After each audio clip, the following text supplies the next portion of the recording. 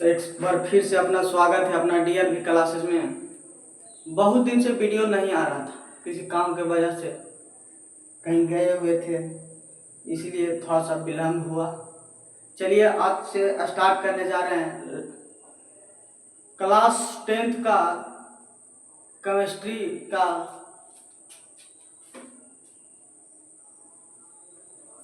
Class 10th lecture number 3 है। 2 lecture पढ़ा दिए हैं, आप लोग नहीं देखे तो देख लीजिएगा, जरूर देखिएगा।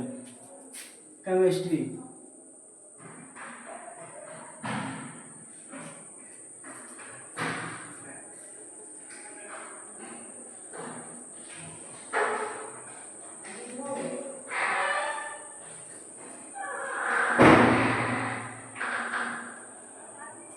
रसायन विज्ञान। आज हम पढ़ने वाले हैं रासायनिक अभिक्रिया के प्रकार।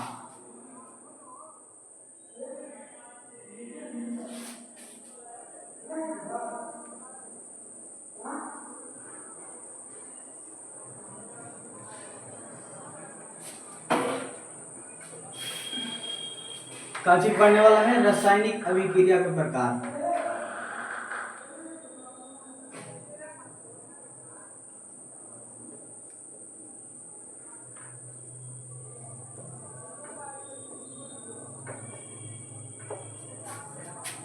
रासायनिक अभिक्रिया के प्रकार।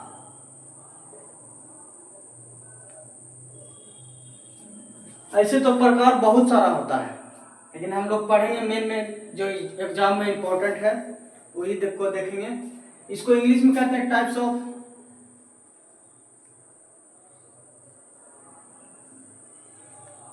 Chemical reaction.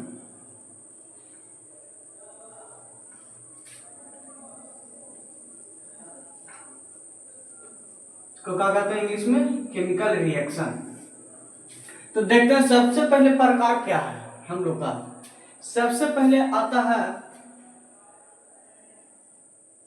संयोजन अभिक्रिया।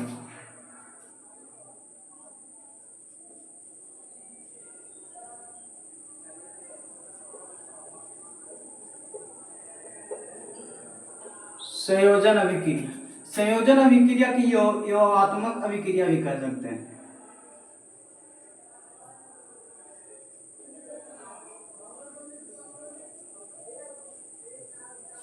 इसको इंग्लिश में कहते हैं एडिशनल।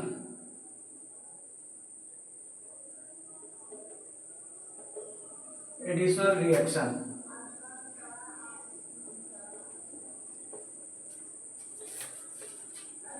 संयोजन अभिक्रिया और योगात्मक अभिक्रिया समझ रहे हैं कहा है? इसको नाम से आपको पता चल जा रहा होगा कि क्या कारण कह रहा है कि वैसा अभिक्रिया। देखिए इसको परिभाषा क्या कहता है। वैसा रासायनिक अभिक्रिया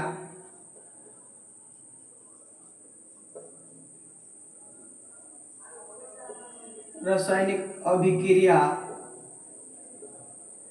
जिसमें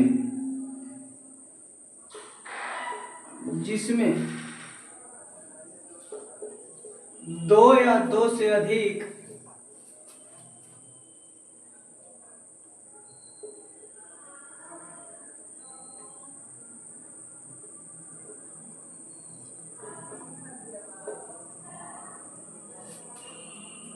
परमाणुओं से मिलकर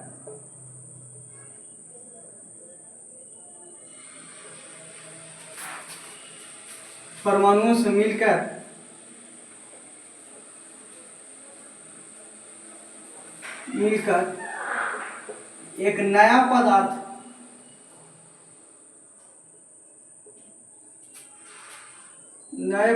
का निर्माण करें। नए पदार्थ का निर्माण करें, उसे संयोजन अभिक्रिया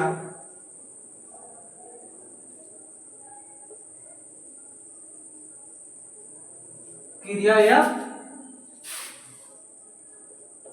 योगात्मक अभिक्रिया भी कहते हैं।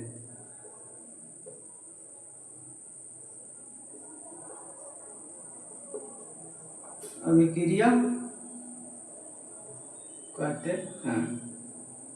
बात को समझें, कह रहा है कि दो या दो से अधिक पदार्थ मिलकर एक नए पदार्थ का निर्माण करें, उसको कहते हैं संयोजन अभिक्रिया या योगात्मक अभिक्रिया। कहने का मतलब समझ रहे हैं कि जैसे मान लीजिए कि आप एक गिलास पानी लिए, उसको में हम चीनी डालें और एक गिलास पानी और उसको में चीनी मिलाकर एक नया शरबत का निर्माण हुआ, उसी को तो कहते हैं संयोजन अभिक्रिया। जैसे देखते हैं एग्जाम्पल का कह रहा है, एग्जाम्पल देखिए, एग्जाम्पल कहता है का एग्जाम्पल मान लीजिए कि हम CaO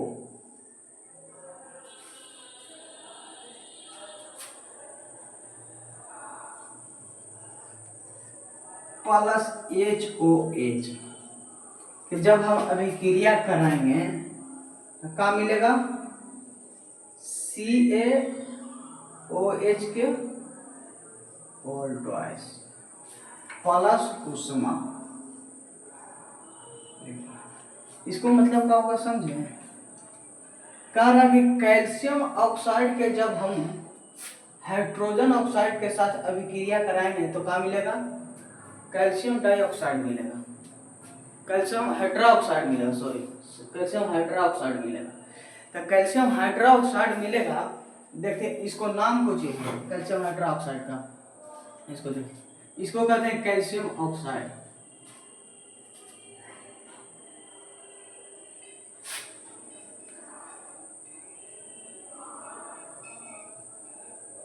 कैल्शियम ऑक्साइड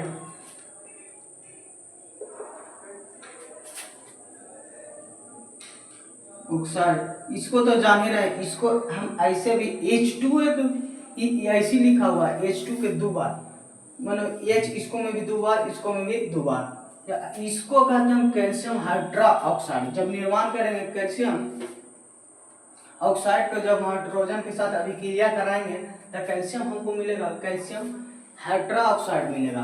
देखिए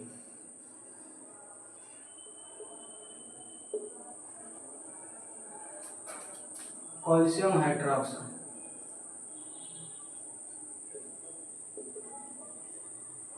कैल्शियम हाइड्रोक्साइड।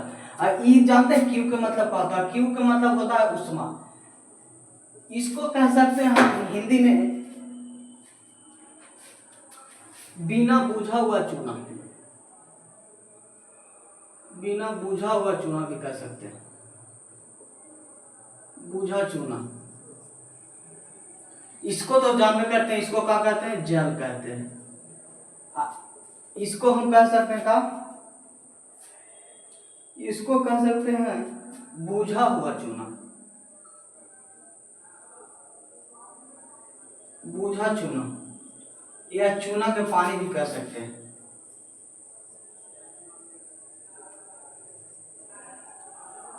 बात पे समझे, अब तक नहीं समझे तो एक बार फिर से समझाते हैं क्या कह रहा है।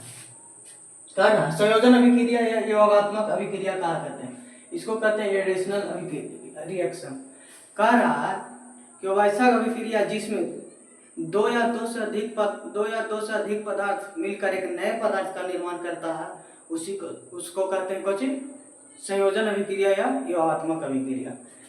संयोजन अभिक्रिया जब देखिए, जब हम कैल्शियम ऑक्साइड के अभिक्रिया कराएं जल के साथ अभिक्रिया कराएं तो क्या मिला हमको, कैल्शियम डाइऑक्साइड मिला, कैल्शियम हाइड्रोक्साइड मिला।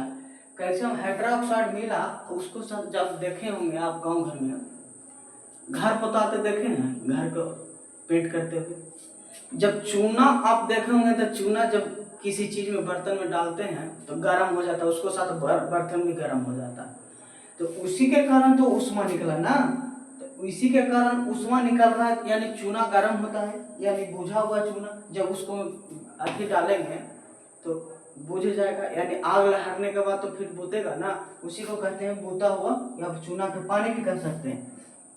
इसको बिना बुझा हुआ कहा कि इसको में पानी डालेंगे, कैल्शियम ऑक्साइड में जब हम इसको देखिए पानी डालें, अब पानी डालेंगे तब ना जलना स्टार्ट किया, और जलना स्टार्ट करने के बाद फिर जो अभिक्रिया करके मिला उसी को क्या कहते हैं, बुझा हुआ चूना या चूना का पानी भी कह सकते हैं। आओ देखते हैं एग्जाम्पल। समझ में आया? समझ में आ गया होगा तो स्क्रीनशॉट ले लीजिए। ले लिए? चलिए एग्जाम्पल नंबर दूसरा हम देखते हैं। मिटा दे।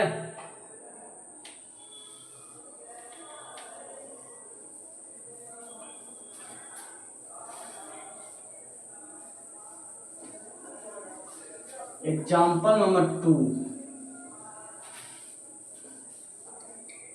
अब जब तक अभी क्रिया का प्रकार नहीं समझिएगा मजा नहीं आएगा। पिछला वीडियो आप लोग नहीं देखे हैं तो देख लीजिएगा जरूरी, काहे कि शुरू से पढ़ाई हो रहा।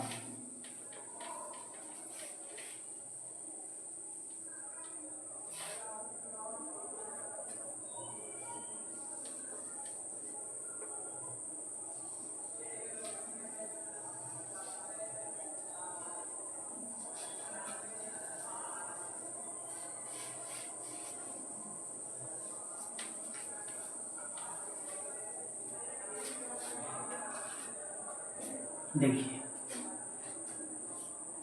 दूसरा एग्जाम्पल, एग्जाम्पल नंबर 2 कुछ कहा।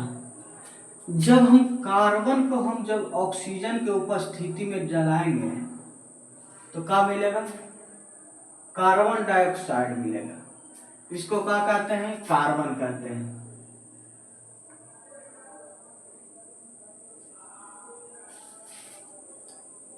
इसको कहते हैं कार्बन।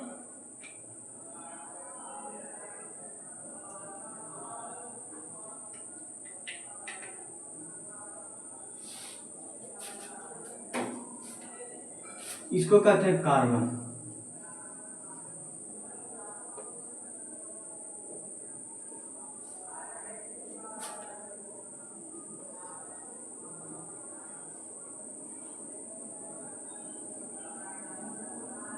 ऑक्सीजन वायु। ऑक्सीजन के जब हमको क्या मिलेगा तो कार्बन डाइऑक्साइड मिलेगा।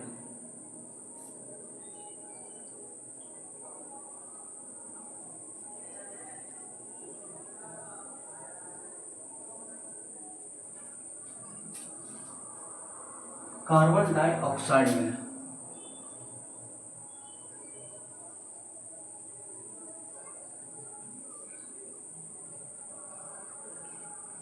कार्बन डाइऑक्साइड मिला। बात को समझे? जब हम कार्बन, अब किसी भी चीज में जब तक आप उसको नहीं जलाइएगा और उसको में ऑक्सीजन नहीं रहेगा, ऑक्सीजन नहीं रहने के कारण नहीं जल पाएगा। कोई भी चीज हो दुनिया में, कोई भी चीज ऑक्सीजन के बिना नहीं जल सकता। इसीलिए जब हम कार्बन के यानी कोयला को जब हम ला रहे हैं ऑक्सीजन की उपस्थिति में तो हमको क्या मिला? कार्बन डाइऑक्साइड मिला। देखते हैं तीसरा number example, example number 3। Example number 3 को कहता है जब हम हाइड्रोजन के ऑक्सीजन से अभिक्रिया कराएंगे तो हमको क्या मिलेगा? H2O मिलेगा। मिलेगा कि नहीं मिलेगा? H2 मिलेगा, लेकिन इसको में दिक्कत है। दिक्कत क्या है बताइए तो आपको। दिक्कत ये है कि Na2 हाइड्रोजन, इसको में तो कोई दिक्कत ना। Na2 ऑक्सीजन, Na1 ऑक्सीजन, इसको में तो दिक्कत है। इसको में दिक्कत का है, पिछला वीडियो में देखो बताए थे हम लोग, इस संतुलित करने के लिए बताए थे। ये है जो असंतुलित समीकरण है।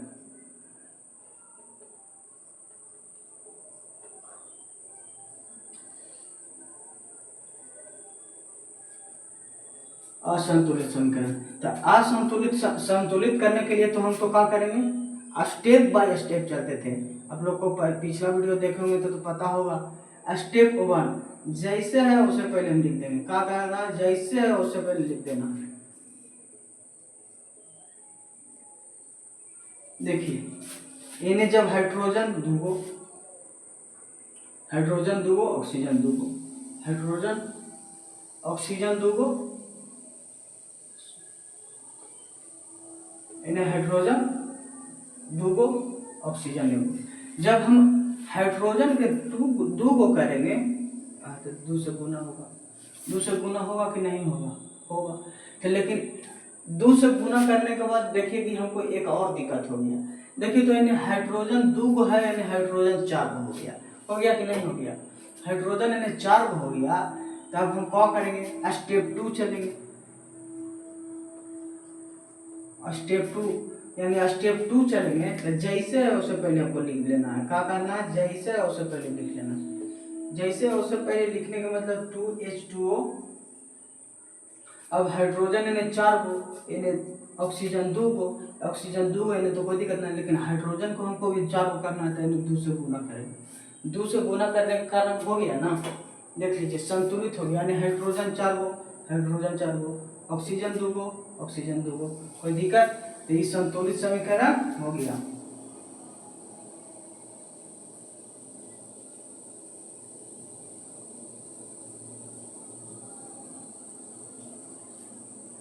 समझ गए? अब देखते हैं एग्जाम्पल नंबर 3। एग्जाम्पल नंबर 3 हो गया ना। Example number 4। एग्जाम्पल के कारण आप समझ पाइएगा क्या था। जब हम सल्फर को ऑक्सीजन के साथ अभिक्रिया कराएंगे क्या मिलेगा? Sulphur dioxide.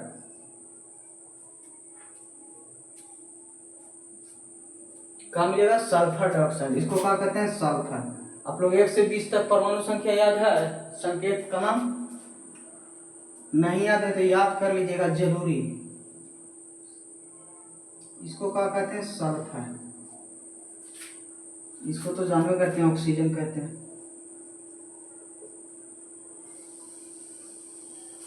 इसको सल्फर डाइऑक्साइड कहते हैं।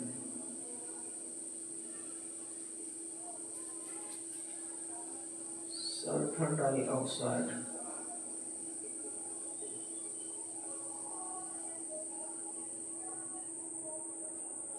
बात को समझे? यही था पहला अभिक्रिया, यानी संयोजन अभिक्रिया या योगात्मक अभिक्रिया। समझ में आ गया? हाँ, स्क्रीनशॉट ले लीजिए। ले लिए? चलिए अब देखते हैं हम लोग दूसरा अभिक्रिया क्या करता है।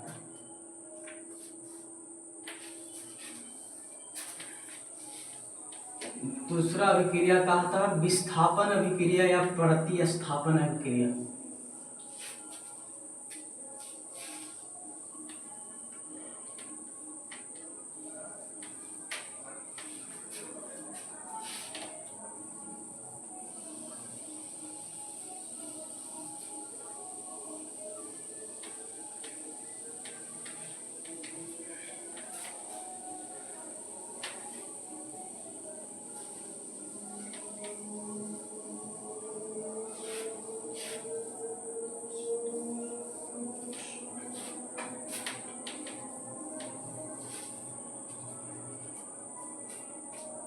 इसको कहते हैं दूसरा अभिक्रिया। देखिए दूसरा अभिक्रिया क्या कहता है?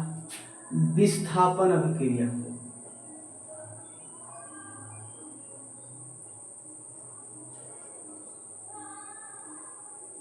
विस्थापन अभिक्रिया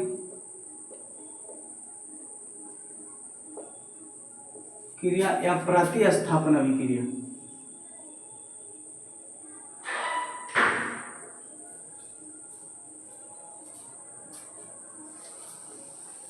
प्रतिस्थापन अभिक्रिया,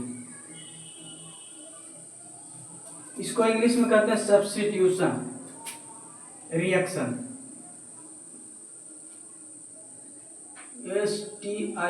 STITUTION सब्स्टिट्यूशन रिएक्शन।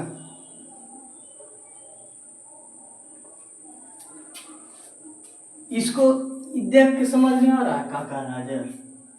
कह रहा विस्थापन अभिक्रिया या प्रतिस्थापन। इसको देख के तो आप लोगों को समझ में नहीं आ रहा है, लेकिन इसको देख के समझ में आ रहा होगा। सब्स्टिट्यूशन के मतलब होता है, सब्सट्रैक्ट पढ़े हैं, यानी घटाव, वही है। कह रहा सब्स्टिट्यूशन विस्थापन अभिक्रिया कि वैसा अभिक्रिया जिसमें एक स्थान से दूसरे स्थान में परमाणु स्थानांतरित हो जाता है यानी बदल जाता है, उसी को क्या कहते हैं? विस्थापन अभिक्रिया। देखिए इसको परिभाषा का कह रहा है, थोड़ा सा डाल देते हैं।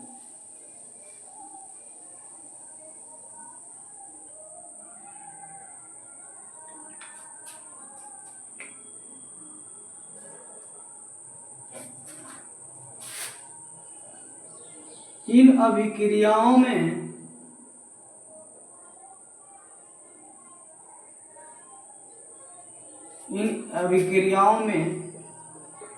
एक काका अणु, परमाणु या आयन अपना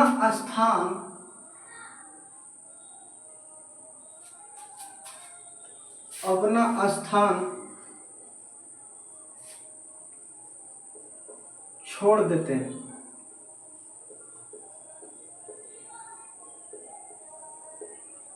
तथा इसके स्थान पर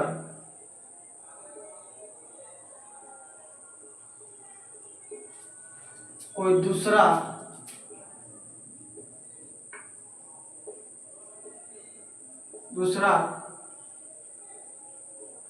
अणु, परमाणु या आयन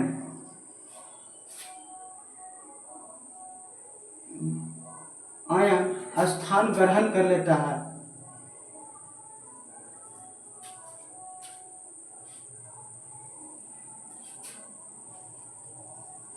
स्थान ग्रहण कर लेता है,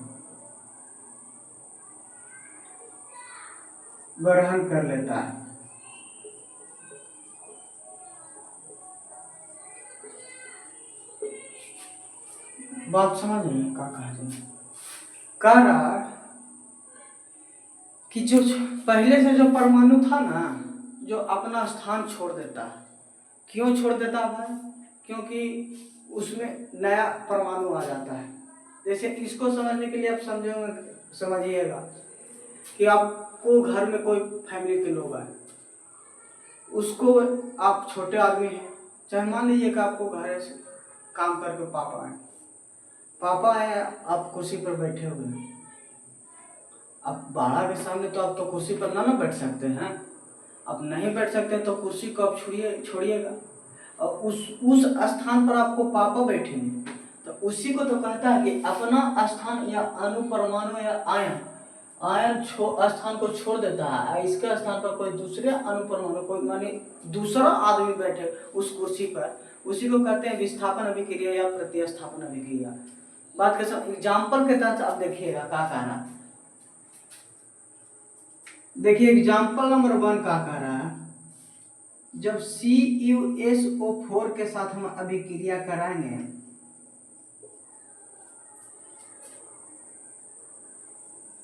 लोहा के साथ, तो क्या मिलेगा हमको? जब इसको साथ हम अभिक्रिया कराएंगे तो क्या मिलेगा?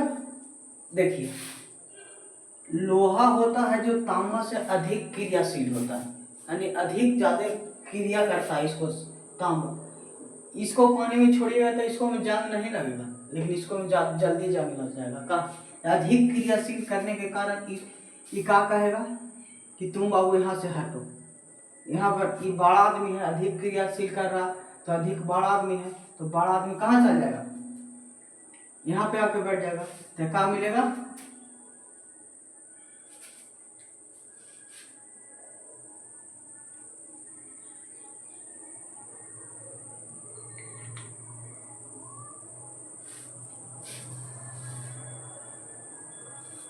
मिल जाएगा हमको कुछ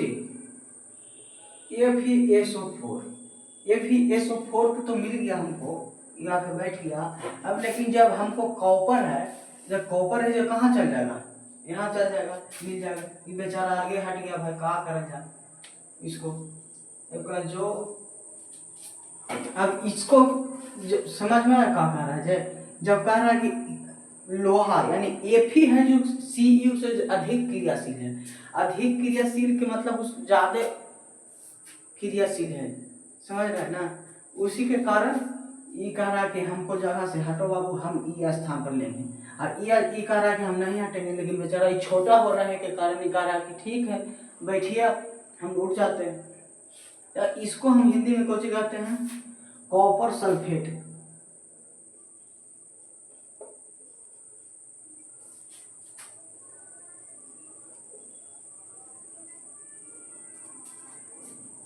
इसको कहते हैं ferric sulphate, ferrous sulphate.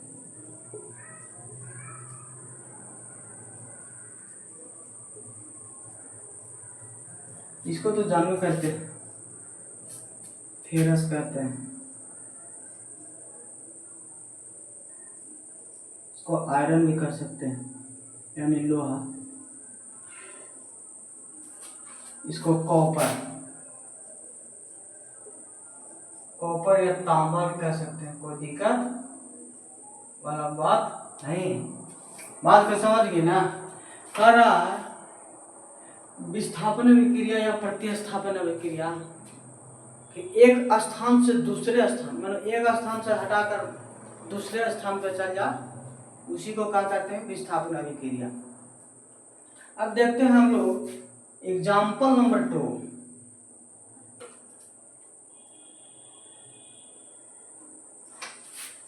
Screenshot ले लिए हैं?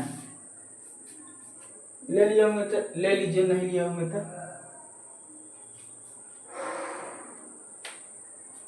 मिटाते हैं।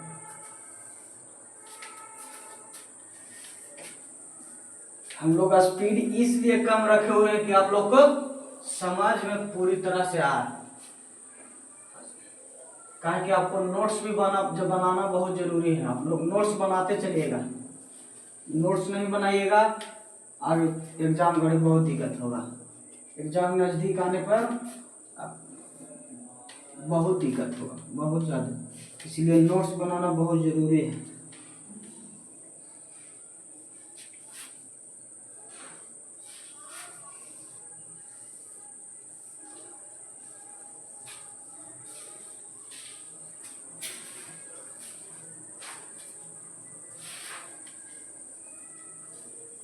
ये वो बता देते हैं एग्जाम्पल, अपना घर पर जरूर ट्राई करिएगा एग्जाम्पल को। जब तक घर पे ट्राई नहीं कीजिएगा, जब तक कोई उपाय नहीं है। देखिए एग्जाम्पल नंबर 2 का कह रहा है, एग्जाम्पल नंबर 2 कह रहा है कि CH4 के जब हम क्लोरीन के साथ अभिक्रिया कराएंगे क्या मिलेगा भाई? क्या मिलेगा? कर एगो H है ना, एगो H एगो Cl के साथ अभिक्रिया करेगा, यानी एगो H निकल जाएगा, एगो Cl के साथ अभिक्रिया करेगा, यानी क्या बच गया यहाँ? CH3। एगो Cl यहाँ आ गया, एगो Cl यहाँ आ गया, ठीक है। अब बात को समझिए, यहाँ से एगो H आ गया, अब यहाँ से एगो Cl आ गया, तो ये दोनों बेचारा अकेले, तो अकेले कहाँ चलाएगा? यहाँ पे। अब इसको नाम कुछ है, इसको नाम है कुछ मीथेन, इसको का नाम है क्लोरीन।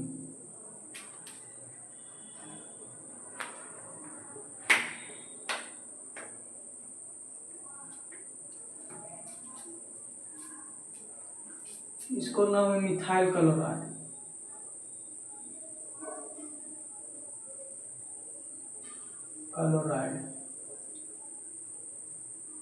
इसको तो जानवे करते हैं, HCl का मतलब क्या होता है? नमक।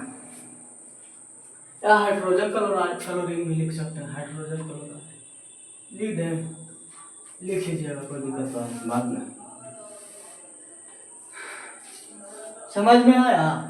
समझ में आया होगा तो चलिए अब अगला वीडियो में मिलते हैं। तब वीडियो को शेयर कीजिएगा, लाइक सब्सक्राइब जरूर कीजिएगा।